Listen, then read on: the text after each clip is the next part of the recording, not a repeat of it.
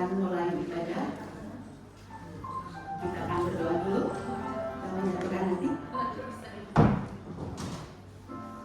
Bapa kami yang di dalam surga, kami datang kepadamu, masuk ke gerbang kudus-Mu untuk menyembah-Mu, menaikkan pujian, mendengar firman-Mu. Engkau Allah yang luar biasa Bapa. Engkau Allah yang setia, dahulu sekarang sampai selamanya. Engkau selalu menyertai kami Bapa. Kami menyerahkan rangkaian ibadah pagi ini ke dalam tangan-Mu. Engkau yang berkuasa atas kami, Engkau yang berdaulat atas kami. Dari awal pertengahan sampai akhir, Engkau menyertai kami, mendampingi kami. Sampaikan Bapak, Ibu-ibu yang masih dalam perjalanan, jemaat yang masih dalam perjalanan, Engkau sampaikan dengan selamat. Terima kasih Bapak, kami siap mendengar firman-Mu. Terima kasih Bapak, kami siap menerima berkat-Mu. Di dalam nama Tuhan Yesus, kami telah berdoa dan mengucap syukur. Haleluya. Amin. Bapak Ibu, kita punya Allah yang luar biasa, amin, yang setia, dahulu sekarang sampai selamanya. Kita akan siap Tuhan. Hey, tangan di atas. Masuk terbangnya bersyukur dengan penuh pujian, bersuka di hadiratnya, nyanyi bersabkan agung namanya, pujian tiupan sangkakala, musik dan tarian, semua makhluk di bumi di surga dengan senang hati angkat puji dan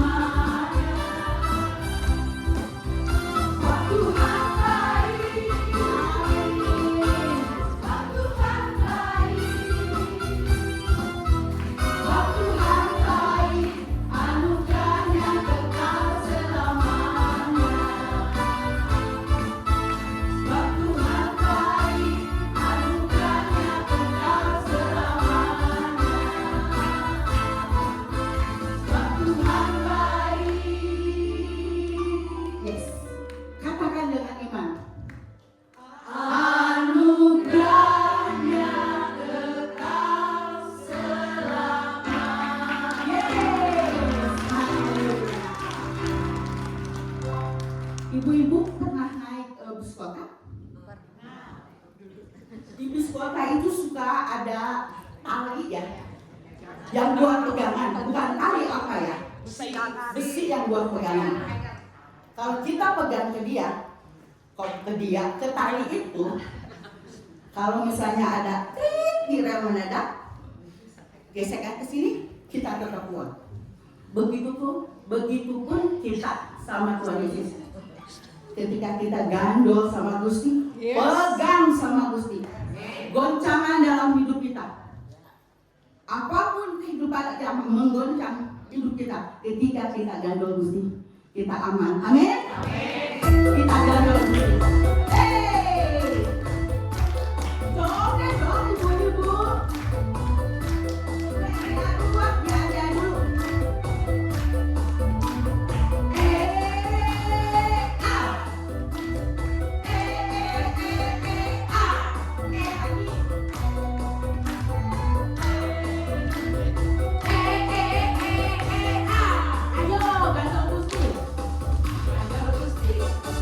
Gandol Gusti,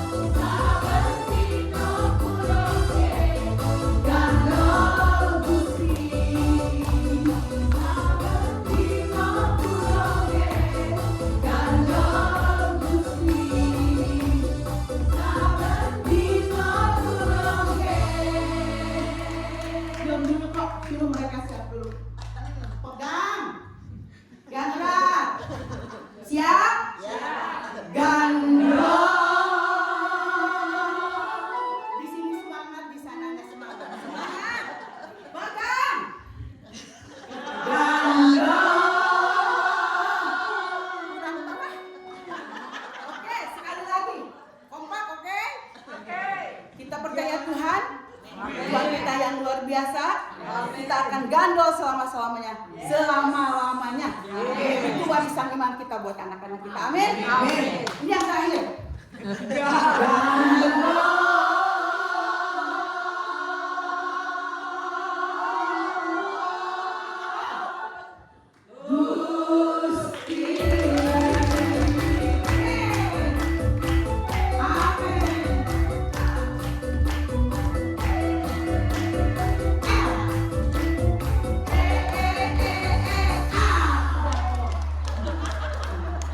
Silakan duduk ibu-ibu. Sampai kering ini. Tapi kalau buat Tuhan, kalau boleh minum. Dulu kan minum dulu, padahal nggak boleh ya. Tapi otoritas PL begitu. Padahal nggak boleh loh. Ya saya boleh, oh boleh.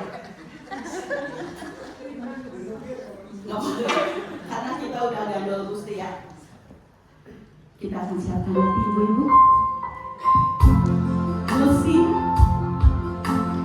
selalu berganti dengan kehidupan kita.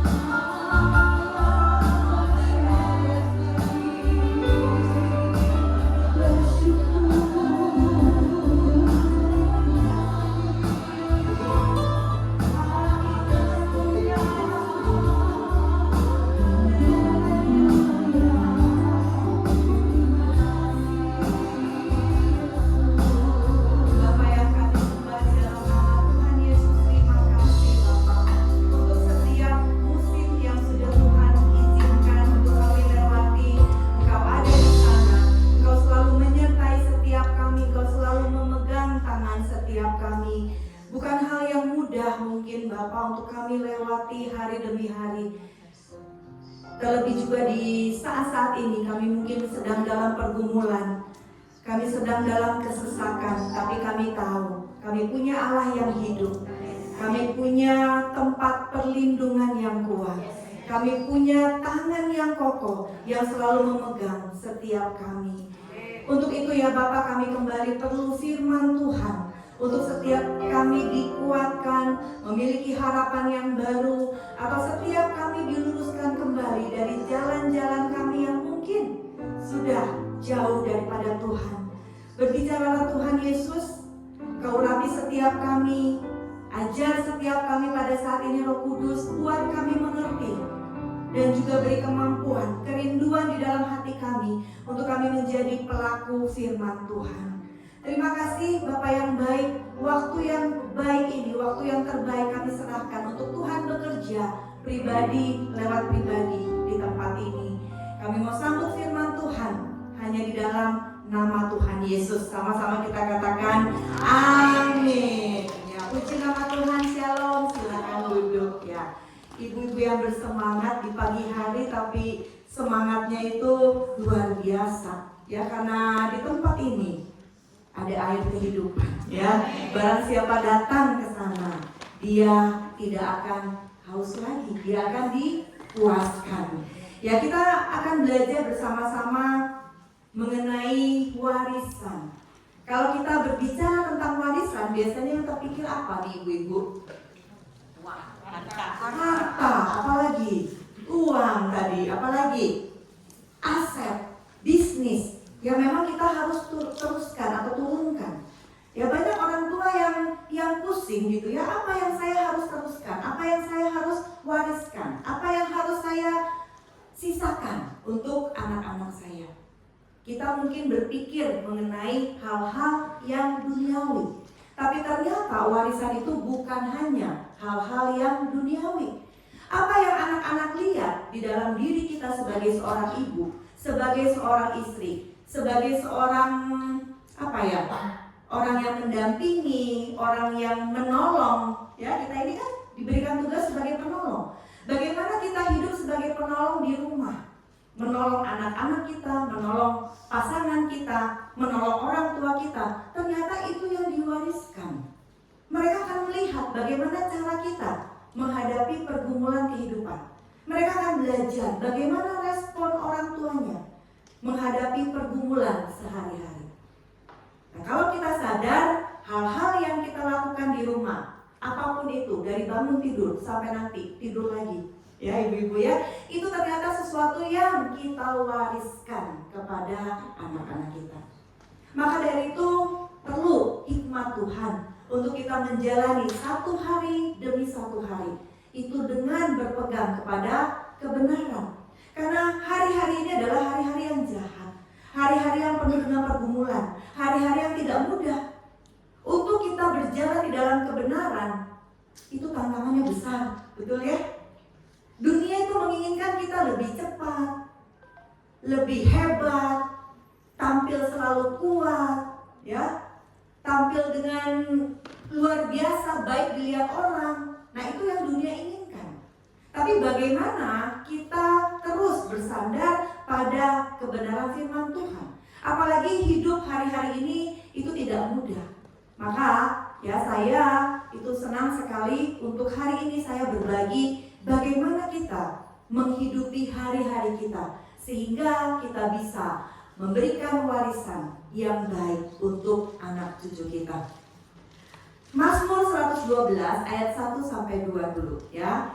Bisa tampilkan ayatnya karena tidak ada di slide saya terpikir tadi ya untuk kita membahas ini dulu. Mazmur 112 ayat 1 sampai 2. Saya bacakan untuk teman-teman semua. Haleluya, berbahagialah orang yang takut akan Tuhan, yang sangat suka kepada perintahnya. Anak cucunya akan perkasa di bumi, angkatan orang benar akan diberkati. Nah, ini adalah sesuatu yang akan kita wariskan untuk anak cucu kita. Apa yang kita wariskan selain tadi aset dan lain sebagainya? Kebun ya, bebek, ayam ya. Nah, itu kan yang kayaknya wah,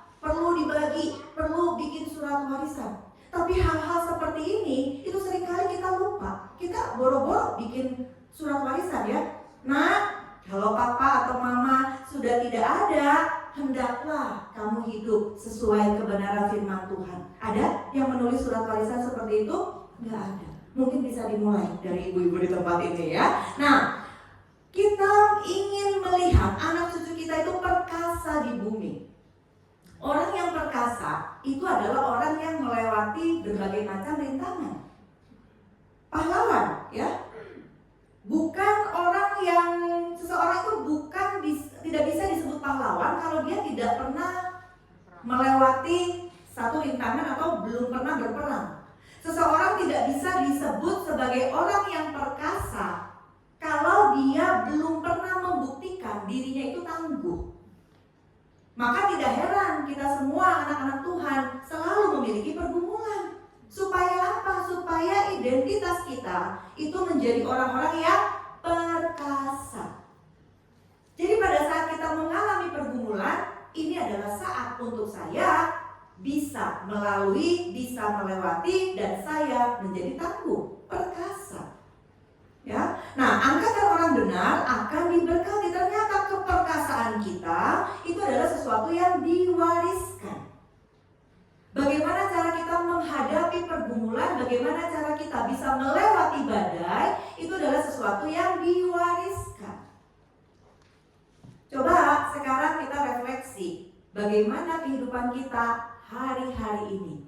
Apakah kita memperlihatkan sebagai ibu yang perkasa, atau kita memperlihatkan diri kita sebagai ibu yang mudah kalah, bersungut-sungut, ngomel, mengutuki. Coba kira-kira yang mana? Opsi yang pertama atau yang kedua? Udah mulai senggol kiri senggol kanan. Ya. Masihkah kita gandel gusti pada saat kita mengalami persoalan? Atau jangan-jangan tangan kita dua-duanya sibuk? Kalau tadi kan kalau gandel gusti itu tangan yang satu bekerja, yang satu lagi tuh tahu punya pegangan yang kokoh, ya. Dan wanita itu diciptakan dengan multifungsi. Kita bisa ya sambil telepon, sambil masak, buka pintu, ngajarin anak belajar. Nah, itu adalah keistimewaan perempuan. Tuhan sudah desain seperti itu. Diri kita itu multi talent, ya. Luar biasa. Memang Tuhan sudah desain. Tapi ternyata banyak perempuan yang tidak mengerti desain Allah untuk hidupnya. Akhirnya apa? Ngomel.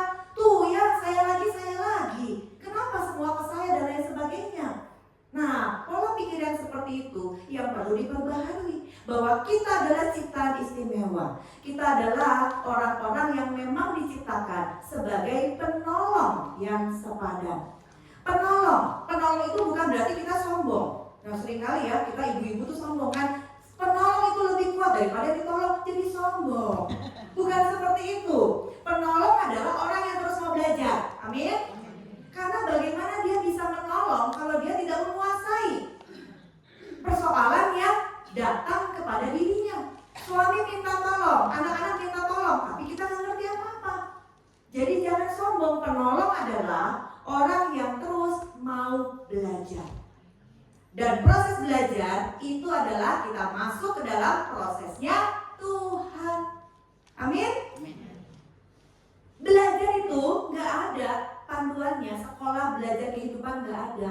Praktek langsung. Dan itu masuk di dalam proses pembentukan Tuhan. Bagaimana kita menjadi orang-orang atau ibu-ibu, istri yang tangguh, perkasa melalui proses. Jadi pada saat kita melalui proses, dapat proses, kita aminkan itu adalah sekolah kehidupan supaya kita bisa menjadi penolong yang kuat. Persoalan itu nggak bisa dihindari. Ya, ada di sini orang-orang yang hidupnya bebas dari persoalan? Tidak. Persoalan itu bagian saya dan teman-teman semua. Bukan karena kita melayani Tuhan, kita bebas dari persoalan. Tapi paradigma kita diubah. Pada saat kita melayani Tuhan, kita semakin dekat kepada Tuhan. Ada persoalan, kita tidak menjadi orang yang lemah dan kalah. Karena kita punya kebenaran firman Tuhan. Ini adalah ayat dasar untuk kita terus mau belajar. Karena kita ibu-ibu itu mewariskan sesuatu untuk anak cucu kita. Kita harus menjadi orang yang takut akan Tuhan, sangat suka segala perintahnya. Takut akan Tuhan, sangat suka segala perintahnya. Itu kita nggak bisa pilih-pilih. Aku suka yang baik saja, tapi aku tidak suka yang tidak baik. Nggak bisa pilih-pilih. Apapun keadaan yang Tuhan izinkan, itu kita suka firman Tuhan, sangat suka segala perintahnya. Kalau Tuhan pengen kita masuk proses itu perintah Tuhan, pilihan kita adalah suka kepada perintahnya. Karena proses itu membuat kita lebih kuat. Proses kita di dalam Tuhan itu membuat kita stronger than ever. Lebih kuat, lebih kuat, lebih kuat lagi. Karena kita menghadapi dunia yang penuh dengan goncangan. Tidak ada yang bisa diluputkan, ya. Oke. Tidak ada yang bisa istilahnya pilih-pilih. Ya, saya mau proses yang enak aja, tapi proses itu nggak ada yang enak. Ya, saya mau hal yang baik saja, enak saja, tapi saya nggak mau proses, itu nggak bisa. Ya, next slide-nya, kita seringkali berhadapan dengan orang-orang yang sulit. Nah, seringkali kita diuji berhadapan dengan orang-orang yang sulit nih masuk dalam proses. Proses itu nggak jauh-jauh, tapi di dalam keluarga. Proses itu nggak jauh-jauh, masuk proses kita siap ya. Sekarang kita masuk ke dalam prosesnya. Tapi proses itu tidak jauh-jauh, proses itu sangat dekat dengan kita di dalam keluarga. Dan seringkali Tuhan izinkan kita berhadapan dengan orang-orang yang sulit, karakternya sulit. Ya, amin? Amin. Karena kita pasti punya satu atau dua orang yang bikin kita geleng-geleng kepala. Ya, mungkin itu belum selesai pergumulan kita. Kita bertemu dengan orang-orang yang karakternya sulit. Apakah kita mau menyerah atau kita mau belajar proses? Ya, mau belajar menjadi penolong untuk orang-orang yang sulit, atau kita juga mau menolong diri kita? Kalau kita mau menjadi penolong, itu kita harus mempersiapkan diri kita sudah mampu. Tadi kalau tadi naik bus, sekarang kita naik pesawat. Ya, nah di pesawat udara itu ada yang namanya masker oksigen. Masker oksigen itu akan turun pada saat tekanan udara atau ada hal-hal yang urgent yang membuat kita tidak bisa bernafas dengan normal. Masker udara itu turun. Dan pada saat kita melihat masker udara yang turun, itu kita harus menolong diri kita dulu sendiri. Baru kita sibuk menolong orang lain. Bisa dibayangkan kalau masker itu turun, kita sibuk nolongin orang lain. Akibatnya apa? Diri kita kehabisan nafas. Kita nggak bisa efektif dan maksimal menolong orang lain. Nah, maka dari itu kebenaran firman Tuhan, itu Tuhan mau bentuk kita dulu supaya kita bisa menolong orang lain. Penolong itu mau belajar hal baru. Ya, kalau kita bertemu dengan orang-orang yang karakternya sulit, ternyata itu bukan terjadi satu malam, bukan terjadi 3 malam, 5 minggu, 2 bulan, 3 tahun, tapi itu terjadi di dalam proses kehidupan orang itu. Kalau kita sekarang misalkan berumur 50, 55 tahun, ya selama itu proses terbentuk sehingga karakternya sulit. Karakter itu adalah kualitas yang teguh dan khusus yang dibangun dalam kehidupan seseorang. Jadi sudah seperti batu itu dipatri sedemikian rupa, sudah terbentuk polanya. Kalau kita membentuk batu seperti gambar itu ya, dipahat batunya, sudah ada polanya, bisakah dengan mudah kita merubah pola yang sudah ada di dalam batu itu? Misalkan ukiran-ukiran seperti candi, ya kita datang ke Candi Borobudur, Prambanan dan lain sebagainya, gambarnya jelek, jadul, ubah Bisa nggak dengan mudah kita hapus, kita tempel gambar baru? Nggak bisa, karena pola itu sudah terbentuk sekian lama dan di atas batu. Makanya tidak heran kita kalau bertemu dengan orang-orang yang sulit, dia itu nggak mau berubah, nggak bisa berubah. Karena sudah terbentuk, ya mungkin dia kepahitan, mungkin tekanan kehidupannya, mungkin cara pikir dia salah, itu bukan 1-2 tahun, berpuluh-puluh tahun. Maka orang itu akan sulit untuk kita minta berubah. orang itu akan sulit untuk kita minta apa? Mungkin lebih baik dulu. Nggak bisa. Kalau kita sadar kebenaran firman Tuhan, ya, kalau segala sesuatu itu bergantung kepadamu, kita dulu kan yang melakukan kebaikan, kita dulu yang memberi salam, kita dulu yang memberkati, kita dulu yang mengampuni. Nah, itu adalah perintah Tuhan. Masih suka kepada perintah Tuhan? Amin. Ya, perintah Tuhan itu bukan hanya berkat, tapi pembentukan kehidupan kita. Kalau kita hanya mengandalkan berkat, secara materi kita kecewa. Karena berkat Tuhan itu tidak bisa diselami. Betapa lebarnya, betapa dalamnya hikmat Tuhan, itu gak bisa kita selami. Kristus sudah mati, ya Bapak Ibu Saudara, karena ada bapak-bapak juga ya.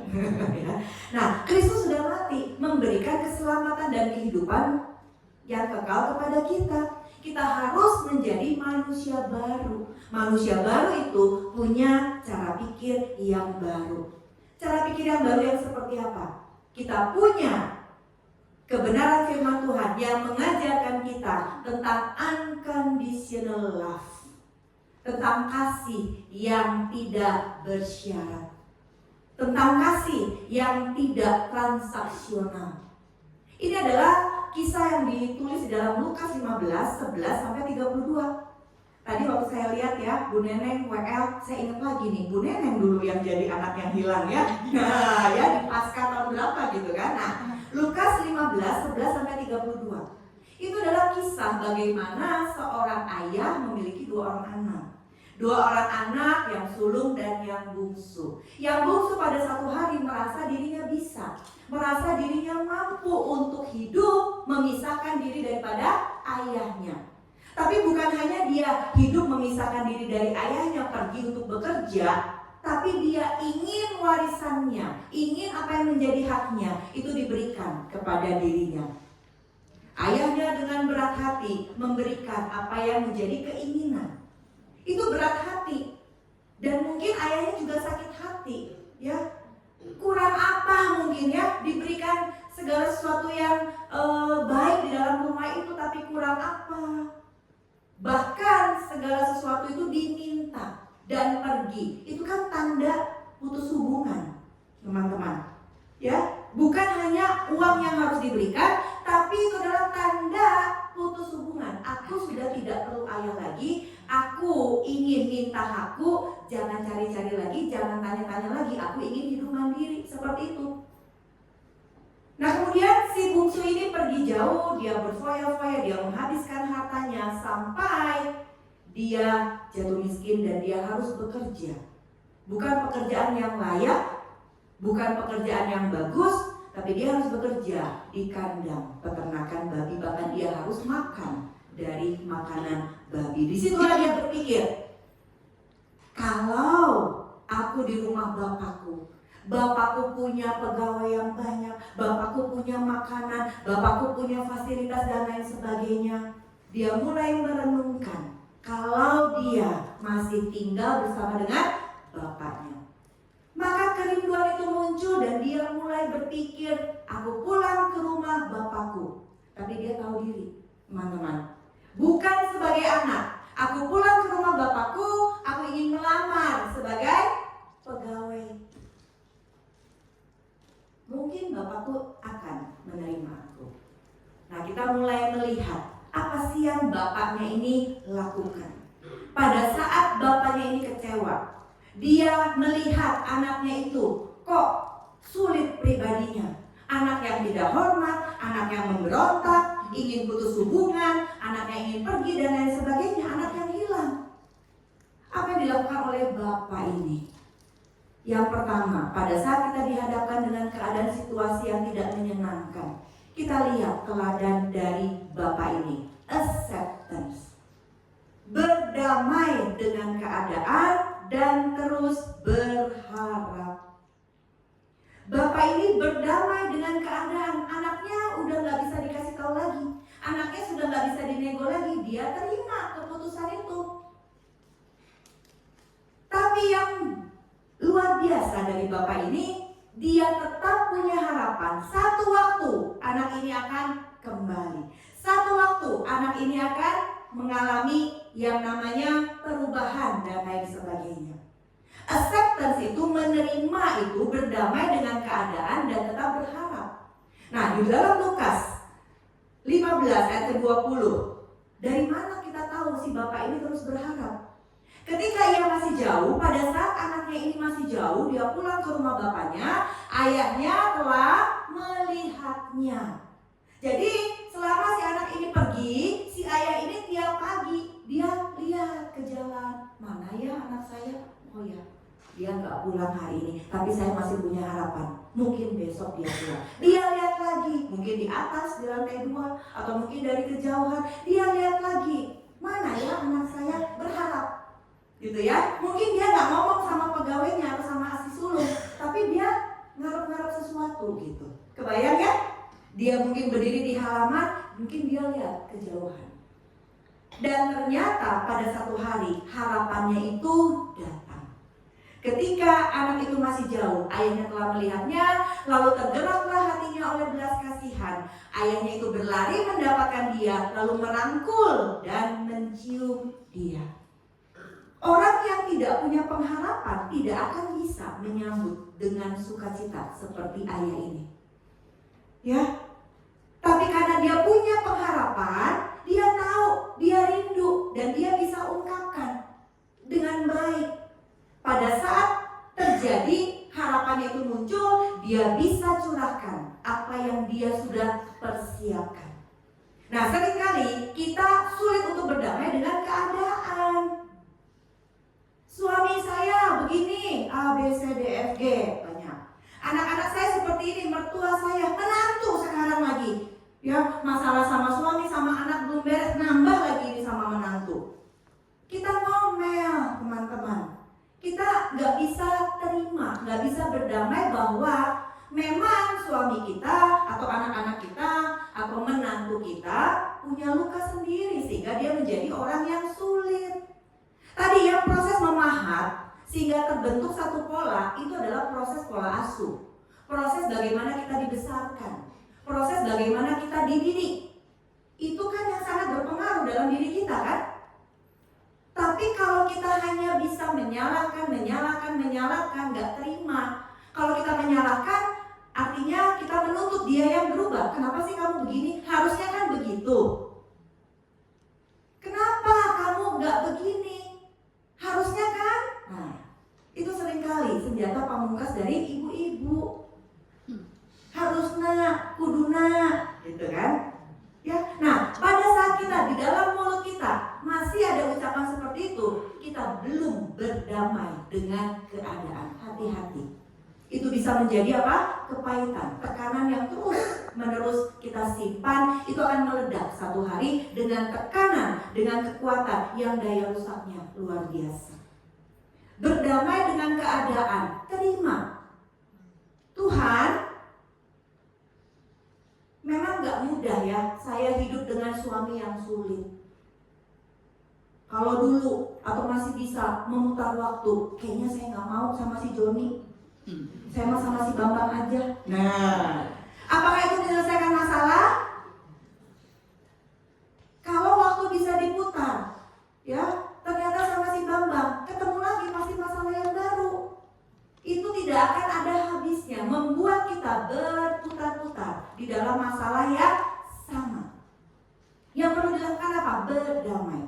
Tuhan, aku tahu suamiku, Joni, ini adalah kepunyaanmu. Apapun yang terjadi di dalam dirinya, aku bisa mengerti karena dia mungkin dibentuk oleh pola asuh atau masa lalu yang sulit di dalam hidupnya. Itu adalah acceptance, terima. Tapi acceptance itu bukan berarti kita membiarkan segala sesuatunya itu rusak. Bukan. Acceptance itu terima dulu keadaan, berdamai dulu. Kemudian kita berharap bahwa suami kita, anak-anak kita, mertua kita, menantu kita itu lembut hatinya, punya kesempatan untuk mendengar kebaikan firman Tuhan, dan dia bisa bertumbuh di dalam kebenaran firman Tuhan, dan kita punya peran di sana. Ya, acceptance itu bukan berarti membiarkan segala sesuatunya hancur, rusak, bukan. Acceptance adalah bagaimana kita berdamai, berharap, dan lihat apa yang bisa kita lakukan. Itu adalah acceptance. Banyak orang yang gak bisa acceptance. Kalau saya acceptance, saya terima, berarti saya membiarkan seseorang itu hidup dalam dosa dong, Bu. Bukan seperti itu. Acceptance adalah menerima. Iya, suamiku, anak-anakku, mertua, menantuku orang yang sulit. Sekarang apa yang bisa aku lakukan sehingga keadaan lebih baik? Ini kan yang dilakukan oleh Bapak yang baik ini. Dia berharap, kemudian dia di dalam pikirannya, dia bisa lakukan sesuatu. Apa yang bisa saya lakukan? Zaman dulu belum ada ya WhatsApp, belum ada. Kita cari lokasi di mana anak kita, ya handphonenya dikasih apa? Aplikasi ya untuk melacak lokasi, nggak bisa, ya. Tapi dia sudah punya rencana. Kalau anakku datang, aku akan lakukan yang terbaik yang aku bisa, dan dia lakukan. Jadi pola pikir yang seperti ini yang perlu kita miliki. Ada doa yang terkenal, itu adalah serenity prayer. Itu doa itu diungkapkan oleh seorang hamba Tuhan, Reinhold Niebuhr namanya, di abad ke-19. Doa ini isinya seperti ini ya. Tuhan, berikan ketenangan untuk menerima hal-hal yang tidak bisa aku ubah. Tuhan, berikan ketenangan. Tenang. Kenapa kita harus tenang? Karena di dalam tinggal tenang terletak kekuatanku, bukan kata saya, kata firman Tuhan. Di dalam ketenangan kita bisa berdoa. Ya. Nah, kemudian doanya dilanjutkan, Tuhan berikan keberanian kepada saya untuk merubah hal-hal yang saya bisa ubah. Jadi ada hal-hal yang tidak bisa diubah, kita perlu terima dengan hati yang lapang, tenang. Dan juga ada hal-hal yang bisa kita ubah, kita harus berani untuk merubahnya. Kemudian doa ini kalimat yang ketiga, dan berikan hikmat untuk saya mengetahui perbedaannya. Karena seringkali kita tidak tahu perbedaannya. Kita coba mengubah hal-hal yang tidak bisa diubah, dan kita tidak mau mengubah hal-hal yang bisa kita ubah. Kalau kita minta hikmat seperti ini, maka kehidupan kita akan berjalan dengan tenang, tidak maksa. Suami bisa diubah nggak? Dengan segera. Anak-anak bisa diubah nggak? Nggak bisa. Yang bisa kita ubah adalah diri kita. Nah, dengan diri kita yang berubah, respon kita yang berubah, itu akan dampaknya itu kepada suami dan anak-anak. Tapi kalau kita menuntut suami berubah dulu, anak berubah dulu, tetangga berubah dulu, ya nggak bisa. Pemimpin di dalam lingkungan kita berubah dulu, nggak bisa. Kita bukan orang yang punya kapasitas untuk merubah. Yang bisa merubah mereka hanya Tuhan Yesus melalui Roh Kudusnya. Tapi yang bisa kita ubah adalah respon kita. Kalau kita berhadapan dengan suami anak-anak yang sulit, biasanya kita ngomel, biasanya kita balas, biasanya kita diamkan mereka. Sekarang kita bisa santai, tetap respect pada suami, tetap menghargai atau mengasihi anak-anak kita. Nah, itu adalah respon yang berubah. Jadi doanya hari ini minta Tuhan untuk merubah kemampuan untuk kita bisa merubah yang bisa kita ubah. Mulut yang suka ngomel, rubah itu, kita bisa rubah. Ya. Perilaku kita yang gak menyenangkan, yang jutek, yang judas. Kalau ngomong sama anak tuh pakai tatapan mata setajam silet. Nah, itu bisa diubah pakai tatapan mata yang berbinar-binar, kayak bola-bola gitu kan, dengan ekspresi yang menyenangkan. Itu bisa diubah. Dan iya sih, anak saya begitu gak hormat sama saya. Jangan ubah anak kita, ubah diri kita dulu. Nanti anak juga bisa punya balasannya, mama sih melihatnya mending kayak begitu. Nah, gak ada habisnya kan? Rubah dulu diri kita yang mendengar kebenaran firman Tuhan. Nah, accept acceptance adalah kemampuan tertinggi yang diajarkan di dalam satu ilmu namanya stress management. Ternyata acceptance, penerimaan ini ya sesuatu yang ada di ilmu-ilmu psikologi atau konseling. Tuhan itu memberikan cerita atau memberikan teladan acceptance itu dari unconditional acceptance. Dan dari kita, menerima kita orang yang berdosa, udah diselamatkan, masih bandel, jatuh lagi ke dalam dosa dan lain sebagainya. Kita kan bertumbuh dan Tuhan terima. Tuhan kita Allah yang luar biasa, acceptance. Nah, pada saat kita menghadapi tekanan kehidupan, biasanya kita inginnya menghindar, betul ya? Kita hindari sumbernya. Nah, saya tuh punya ini, kendala di mata kiri, itu mulai muncul floaters. Pada saat saya masuk usia kepala 5, ya ada floaters. Jadi benang-benang hitam ya, mungkin teman-teman ada yang mengalami karena saya minusnya terlalu tinggi. Jadi begitu. Saya tadinya menghindari, saya nggak mau bicarakan, saya nggak mau pikirin. Tapi ternyata itu mulai mengganggu saya. Tadinya saya hindari. Nah kemudian yang kedua, saya mencoba cara yang kedua, alter. Coba merubah strategi.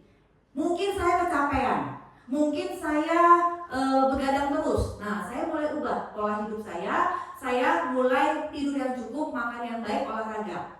Tapi ternyata itu masih ada dan mulai mengganggu. Kepala mulai cenut-cenut ya, dan ada kilatan-kilatan sinar. Kalau floatersnya aja nggak apa-apa, tapi kilatan sinarnya itu yang agak berbahaya kata dokter ya, bisa mempengaruhi retina nantinya. Nah kemudian itu nggak bisa diubah. Tadinya saya kesel banget sama ini, sama garis-garis itu. Saya ingin garis-garis itu hilang segera. Tapi tidak bisa sekian lama dan saya takut untuk ke dokter. Akhirnya saya beradaptasi. Ya sudahlah. Oke, saya bisa batasi waktu kerja saya bisa batasi waktu saya bekerja di depan laptop. Saya beradaptasi dengan kehidupan saya yang baru. Harus banyak istirahat, harus banyak mengistirahatkan mata dan lain sebagainya. Tapi kemudian itu tidak berangsur sembuh beberapa bulan. Yang saya bisa lakukan adalah acceptance, terima kenyataan dan pergi ke dokter. Tadinya saya kan nggak terima. Masa sih saya begini? Saya kan melayani. Ini mata juga saya pakai untuk melayani loh. Nah ya, kita kan jadi sok rohani gitu ya. Kita lupa bahwa kita hidup di dalam dunia yang berdosa. Kita hidup di dalam dunia yang sudah rusak. Kita hidup dengan orang-orang yang berdosa. Bahkan kita juga orang berdosa. Jadi kelemahan tubuh itu sangat mungkin kita alami. Pada saat acceptance, saya menemukan solusi. Bu, kata dokter, di laser, minum vitamin, pakai tetes mata, sudah selesai. Akhirnya lebih baik, walaupun tidak hilang, tapi sudah tidak jadi masalah. Ada nih sekarang juga, apalagi kalau saya melihat tempat-tempat yang terang, ada lingkaran bentuknya ya, ada seperti serabut-serabut dan lain sebagainya. Saya berdamai. Sudah usia, sudah tambah usia, memang kita nggak bisa sefit dulu. Nah itu adalah acceptance, menerima, dan kita bisa hidup dengan apa yang Tuhan izinkan. Kekurangan, kelemahan tubuh yang Tuhan izinkan, keterbatasan, kondisi yang tidak ideal, kita bisa hidup dengan itu. Bukan kita singkirkan. Ya, acceptance adalah kita bisa hidup dengan pergumulan kita sambil kita terus berharap. Nah, yang kedua, kenali apa yang bisa kita lakukan. Kenali diri kita, anggota keluarga kita dengan baik. Nah, si bapak ini pada saat lihat anaknya datang, dia tahu kebutuhannya. Kalau kita misalkan berkonflik dengan seseorang, orang itu datang ingin menjumpai kita, biasanya apa? Kita hindari kan, tutup pintu rapat-rapat. Tapi ternyata si bapak ini tidak menghindari anaknya, dia tahu kebutuhannya, dia mengenali dirinya sebagai seorang bapak yang bisa memberikan kebutuhan anak itu, dan dia mengenali kebutuhan dari anak ini. Tapi ayah itu berkata kepada hamba-hambanya, lekaslah bawa kemari jubah yang terbaik, pakaikanlah itu kepadanya dan kenakanlah cincin pada jarinya dan sepatu pada kakinya. Ambillah anak lembu tambun itu, sembelihlah dia dan marilah kita makan dan bersuka cita. Dia tahu kebutuhan anak ini. Anak ini gak bisa dikotbahin dulu. Tuh kan kamu pulang, kamu udah bangkrut ya. Tuh kan kamu nyalah-nyalahin, bukan seperti itu. Tahu kebutuhannya, disambut, diterima, diberikan jamuan. disayang, dikasihi, tidak dihakimi. Nah, seringkali kita tidak melihat kebutuhan orang-orang di sekitar kita, suami kita. Dia mungkin orang yang tersakiti di dalam keluarganya. Dia tambah lagi disakiti oleh kita karena kita banyak tuntutan. Karena kita mungkin membandingkan dia dengan suami orang lain. Kita mungkin membandingkan dia dengan pendeta kita. Ya, jangan seperti itu. Ya, tapi pada saat kita mengenali, ya, kita bisa menempatkan diri kita di posisi yang tepat. Coba lihat, posisi kita adalah sebagai penolong, ya, sebagai orang yang mengajar dan mengasuh. Nah, kalau kita berfungsi sesuai dengan kebenaran firman Tuhan, pikiran kita bisa setting. Suami saya orang yang menderita, suami saya kepahitan, mungkin dia diabaikan, mungkin dia orang yang punya banyak tekanan di dalam keluarganya, mungkin dia punya keterbatasan, tapi mungkin dia dibandingkan dengan adik kakaknya, jadi dia seperti ini. Apa yang bisa saya lakukan? Nah, fungsi penolong mulai muncul. Apa yang bisa saya lakukan untuk membuat keadaan lebih baik? Atau misalkan kita melihat anak-anak kita menjadi anak yang memberontak, menjadi anak yang tidak sopan, bukan menghakimi, lihat kebutuhannya. Kenapa anak ini memberontak? Kenapa anak ini judes? Kenapa anak ini kok kasar? Oh iya, mungkin saya sebagai ibu tidak pernah memberikan apa yang dia butuhkan. Saya sebagai seorang ibu tidak hadir pada saat dia memerlukan saya. Ayo mulai lakukan apa yang bisa kita lakukan. Mulai menempatkan diri kita sebagai penolong, pengasuh, dan pengajar yang baik. Penolong itu orang yang mau belajar, ya. Penolong itu bisa memaksimalkan suami dan anak-anak kepada fungsi mereka. Suami itu dikasih fungsinya apa di sana?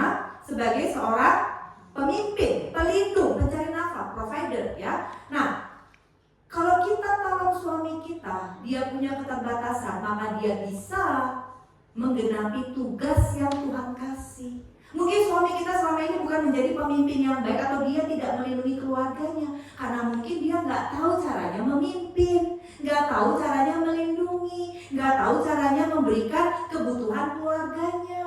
Karena dia mungkin dibesarkan oleh ayah yang tidak ideal.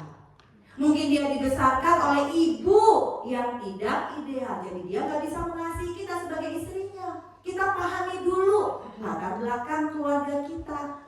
Dia dibentuk seperti apa. Nah, sebelum kita memahami latar belakang keluarga, kita pahami diri kita dulu nih. Kita dibentuk seperti apa? Mengapa saya nggak bisa jadi penolong? Karena saya mungkin punya luka. Saya dibesarkan oleh seorang ayah yang menyakiti ibu saya, misalkan seperti itu. Jadi kan mindset kita, kalau saya masuk ke dalam pernikahan, saya tidak akan membiarkan laki-laki menyakiti saya. Wah, kita jadi istri yang perkasa. Perkasa tuh bener-bener dakdikbuk gitu loh, ya, kasar, ya, kemudian garang. Nah, itu kan luar biasa. Yang firman Tuhan tadi katakan perkasa bukan seperti itu, ya. Kuat, tangguh. Nah, kita kenali kalau kita belum bisa lakukan ini dan kita sadar ada hal-hal yang terjadi di masa lalu yang membuat hidup kita tidak maksimal, ada kepahitan, luka, susah mengampuni, ya, ada kecemasan, kesedihan yang terus menghimpit diri kita dan kita nggak bisa lepas. Ayo cari pertolongan. Kita bisa bawa ke dalam tangan Tuhan, kita bisa proses sendiri, atau kita bisa mencari pertolongan profesional. Konselor gereja.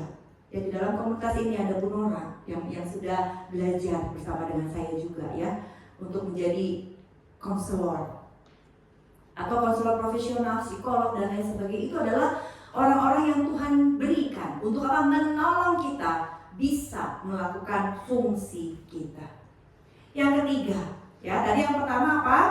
Kita acceptance. Yang kedua adalah kita kenali. Yang ketiga, udah acceptance, udah mengenali, ayo mulai rubah. Lakukan apa yang bisa kita ubah.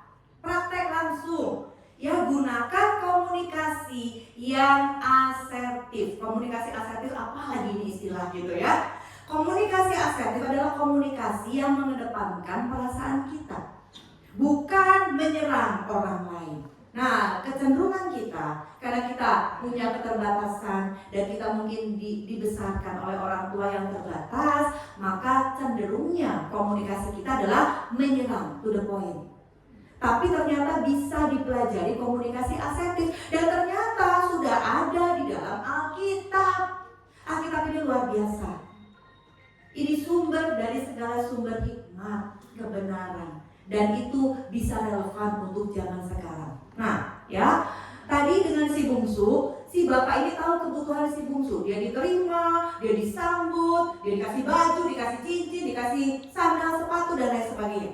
Tapi si bapak ini juga lihat kebutuhan anak sulung.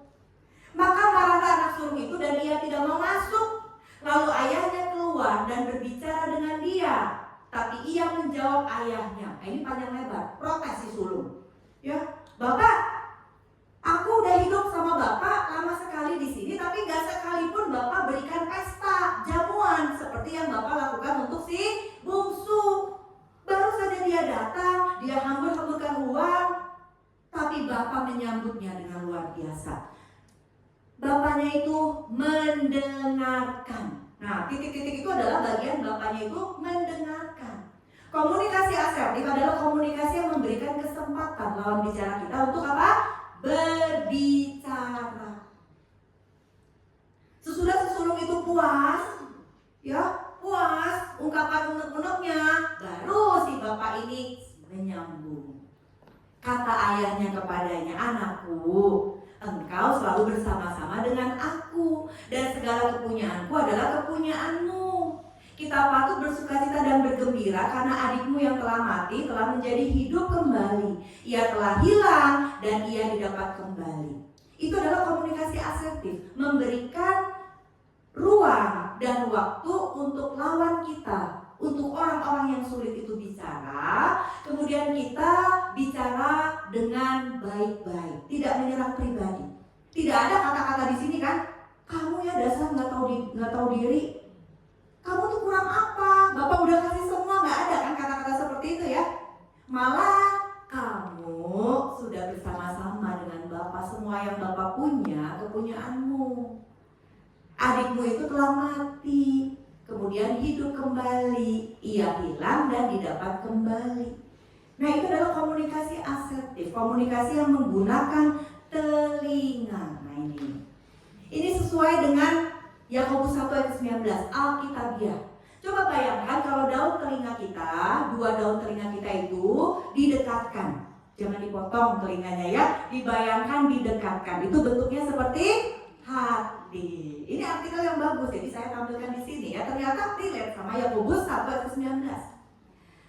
Jika dua daun telinga itu didekatkan, itu membentuk seperti hati. Kemudian di dalam bahasa Inggris, heart, hati, itu ternyata di dalamnya ada kata telinga, ear. Jadi artikel ini mau bilang, mau kasih insight sama kita. Kalau kita ingin mendapatkan hati seseorang, gunakan telinga. Ya, kalau kita ingin komunikasi kita sampai heart to heart, gunakan telinga. Telinga yang mendengarkan, bukan telinga yang mendengar. Karena firman Tuhan di dalam Yakobus 1 ayat 19 katakan, hai saudara-saudara yang kukasihi, beginilah, ingatlah hal ini, setiap orang hendaklah cepat untuk mendengar. Cepat mendengar, dengar. Lambat untuk berkata-kata. Karena kalau kita cepat berkata-kata, maka ya kita akan cepat marah. Di sini kan, tapi lambat untuk berkata-kata dan juga lambat untuk marah. Kalau kita cepat berkata-kata, kita itu cepat marah. Seberapa banyak di antara kita berkomunikasi dengan orang-orang yang sulit? Mereka tuh butuh dipahami, mereka tuh butuh dimengerti. Karena mungkin selama ini gak ada yang dengerin mereka, karena selama ini gak ada yang ngerti mereka. Tapi kita bukan memberikan telinga kita malah memberikan raut muka yang jutek. Kita malah memberikan suara-suara yang tidak menyenangkan. Piring dibanting, pintu dibanting. Nah ya, karena kita berpikir mereka akan tahu sendiri, nggak akan nggak akan bisa nyampe. Kita kan ingin mereka tahu, kita kan ingin mereka mengerti, ingin komunikasi kita sampai ke dalam hati kan? Mereka diubahkan, mereka bisa lembut hatinya. Gunakan telinga. Penolong yang baik adalah orang yang mau belajar. Hari ini kita berbincang dengan orang-orang yang sulit yang Tuhan izinkan. Gunakan telinga. Gunakan telinga itu bukan berarti kita sibuk ya. Sok kamu mau ngomong apa? Mama dengerin, enggak begitu. Nah seperti ini nih, teman-teman di tempat ini respect, menatap saya ya. Kepada orang yang baru dikenal aja bisa respect. Terlebih lagi kepada orang yang kita kasihi kan di rumah kan. Bukan hanya kita kenal, tapi kita sayang, kita kasihi. Ayo kita bisa respect mereka. Ayo kita bisa mendengarkan mereka. Kalau kita melihat suami, anak-anak kita, siapapun itu ingin bicara, hentikan semua pekerjaan, gunakan telinga. Pada saat kita menggunakan telinga untuk mendengar, cepat mendengar, maka kita bisa memahami hal-hal yang mungkin selama ini kita lewatkan. Jadi ada prakteknya hari ini ya. Nanti ibu-ibu ya, para pengurus di sini bisa follow up sudah seberapa tajam telinga masing-masing di tempat ini ya. Nah, kalau kita ya, tajam untuk apa? Mendengarkan orang-orang di rumah kita. Bukan tajam untuk apa? Ada untuk cari gosip, bukan. Ya, bukan seperti itu tajamnya, tapi untuk kita bisa mendengarkan, bisa mengerti orang-orang di sekitar kita. Nah, kalau kita punya atau mengembangkan unconditional love seperti ini, maka hidup dengan orang-orang yang sulit itu bukan kendala. Kita bisa mengucap syukur. Kita jadi punya skill baru kan? Kalau kita nggak berhadapan dengan orang-orang yang sulit, skill ini nggak bisa bertumbuh. Seperti ujian anak-anak. Sekarang kan anak-anak cucu kita mungkin sudah melewati masa ujian ya. Mereka kenapa diuji? Mereka bisa menyelesaikan supaya naik tingkat. Kalau nggak mau ujian nggak bisa naik tingkat. Nah kita pun sama dalam kehidupan.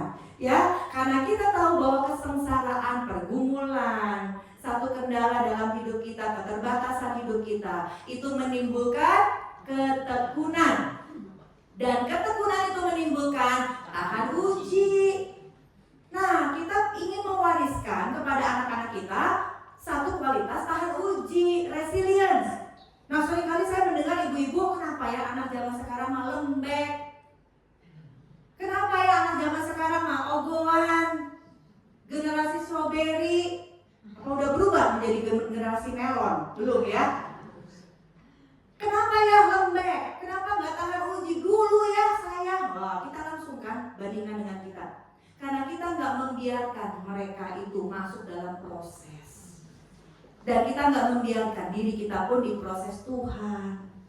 Tapi kalau anak-anak kita melihat bagaimana ibunya tekun berdoa, pakai lutut, ya, tetap memuji menyembah Tuhan, tetap percaya Tuhan, Allah yang hidup sekalipun situasi tidak mengenakan, di situ anak kita akan melihat ketekunan dari seorang ibu yang terus berharap kepada Tuhan. Dan ketekunan itu membuat tahan uji, dan tahan uji itu menimbulkan pengharapan. Ya, jadi proses Tuhan itu, kesengsaraan itu, ujungnya adalah membuat kita berpengharapan. Kita berpengharapan mendoakan yang baik, memberkati yang baik untuk orang-orang yang sulit. Berpengharapannya seperti ayah tadi, ingin melihat sesuatu, dan pada saatnya nanti kita akan lakukan, kita akan berikan yang terbaik yang kita punya. Hendaklah kebenaran firman Tuhan ini yang bisa kita lakukan dan menjadi warisan yang berharga untuk anak cucu kita. Mari bangkit berdiri, ibu-ibu yang dikasihi Tuhan. Boleh? Ganti musik.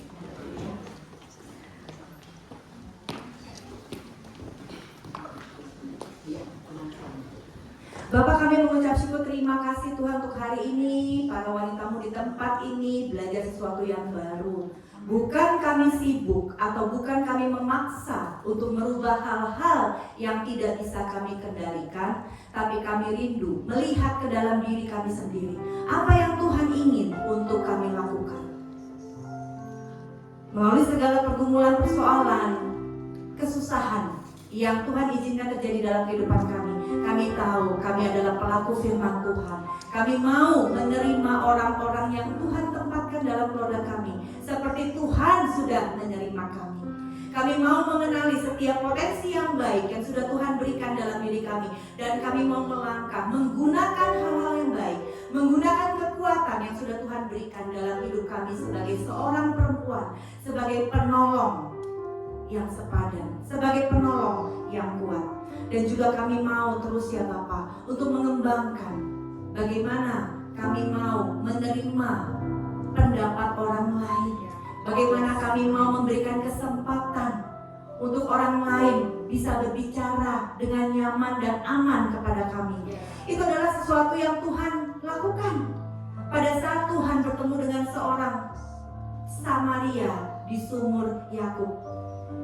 Tuhan tidak sibuk menghakimi, Tuhan tidak sibuk mencecar perempuan ini, tapi Tuhan menerima, Tuhan menghargai pendapatnya.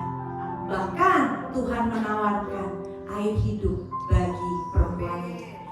Tuhan yang baik, kami sudah menerima air hidup di dalam Engkau. Maka ini saatnya bagi kami mengalirkan semua berkat-berkat air kehidupan yang mengalir dalam diri kami untuk orang-orang di sekitar kami. Ajar kami, mampukan kami. Roh Kudus terus yang mengingatkan kami untuk kami terus menjadi berkat dimanapun kami berada. Bukan karena kuat dan gagah kami, tapi kami tahu karena kekuatan daripada Tuhan, karena pertolongan Tuhan yang membuat kami bisa melakukan hal yang besar, rencana yang besar dalam hidup kami. Terima kasih Bapak yang baik.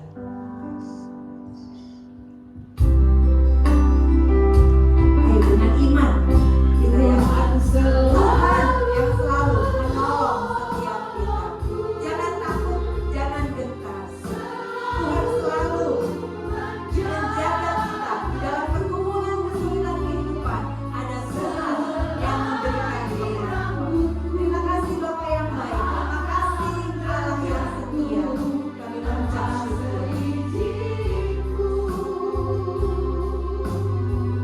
Tuhan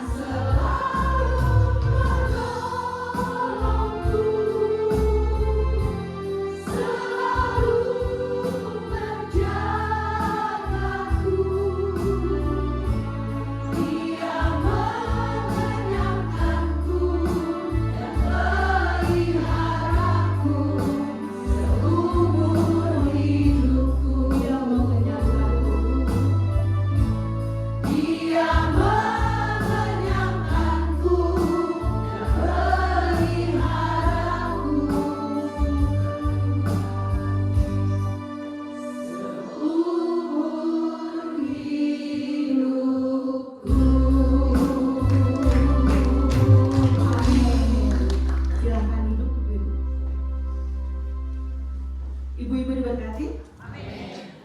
Hari ini Ibu Lina ngajarin kita apa coba?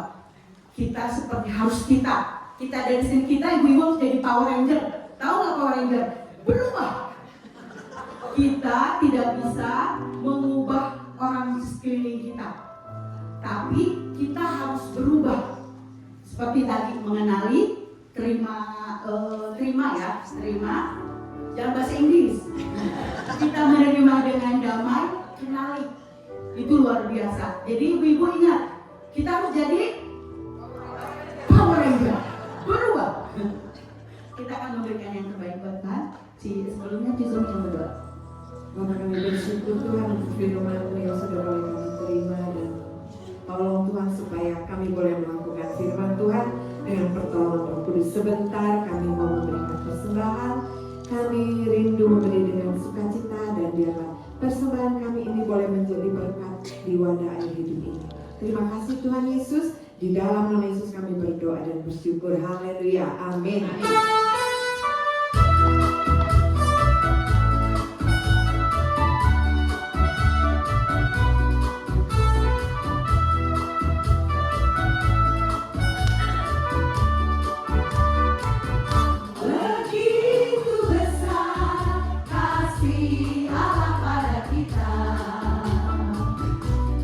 Diberkatilah anak cucu kita.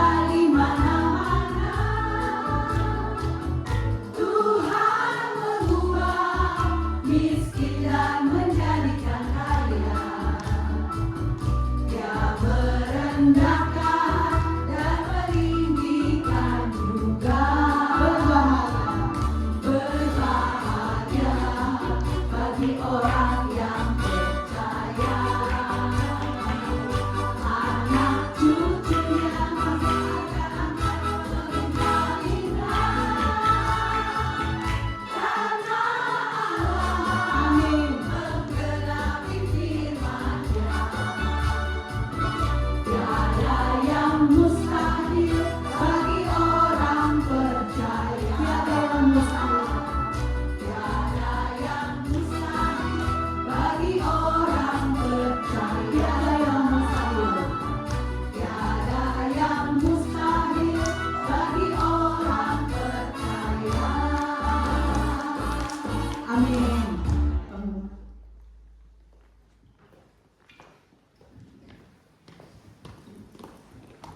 Puji Tuhan ya, kita sungguh diberkati oleh firman Tuhan. Terima kasih kepada Ibu Lina yang sudah menyampaikan firman Tuhan. Kiranya Tuhan memakai lebih lagi pelayanan Ibu dimanapun Ibu melayani dan juga memberkati keluarga. Ya, juga terima kasih kepada Ibu Cucu ya yang sudah memberikan tempatnya kita bisa berbakti, beribadah di tempat ini dengan sangat nyaman ya. Jadi sekali lagi kita diingatkan untuk kita tidak membuang sampah sembarangan.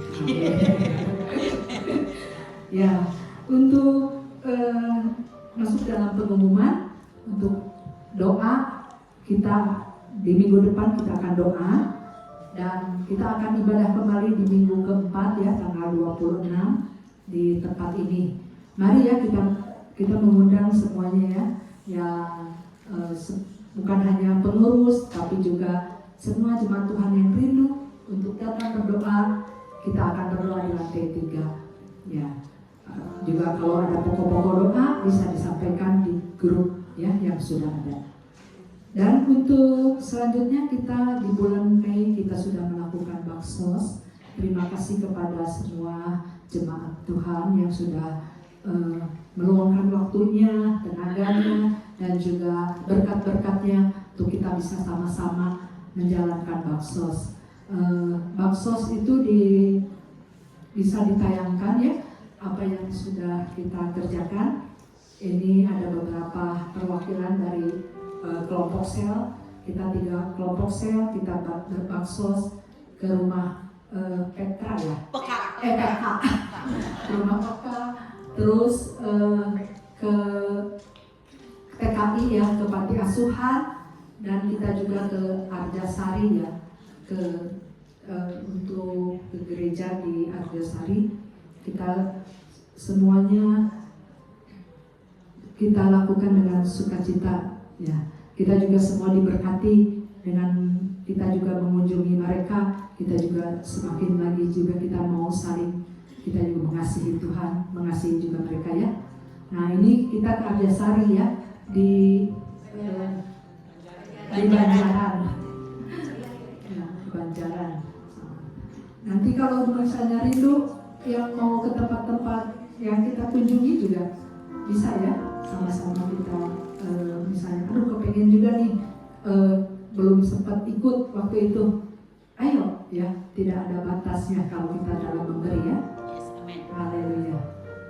Nah, untuk selanjutnya kita akan mengadakan retreat ya. Retreat ini tanggal 20-21 Agustus. Harap semuanya juga menyediakan waktunya. Kita udah jauh-jauh hari kita memberikan kesempatan juga buat ibu-ibu ya untuk menabung, bisa dicicil kepada Ibu Inge. Sudah kenal semua ya Ibu Inge. Kita akan retreat ya. Ini tahun yang lalu bisa ditayangkan ya, retreat yang lalu.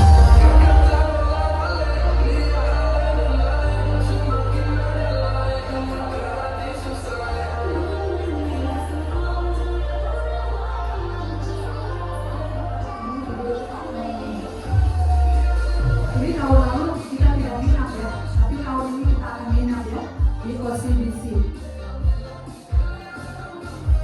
Nah lihat wajah-wajah yang bersuka cita.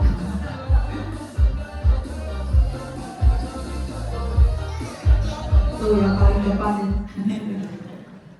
Paling keren. Ya daftar ya. Daftar. Segera daftar kepada ibu-ibu. Ya. Mungkin ada yang baru pertama kali hadir di persekutuan ini, ada? Kalau tidak ada, ya ibu-ibu yang setia, yang selalu hadir ya. Puji Tuhan, itu saja yang menjadi pengumuman. Tuhan Yesus memberkati.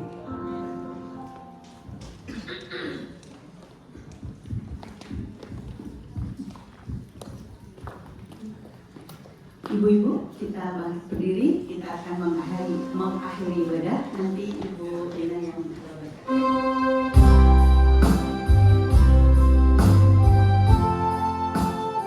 El Shaddai.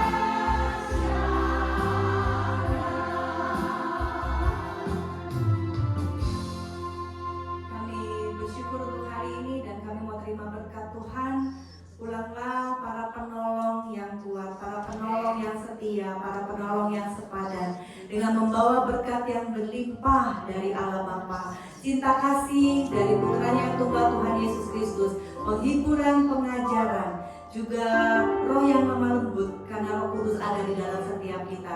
Terimalah semua ini hanya di dalam nama Tuhan Yesus. Sama-sama kita katakan amin. Kita foto dulu ya.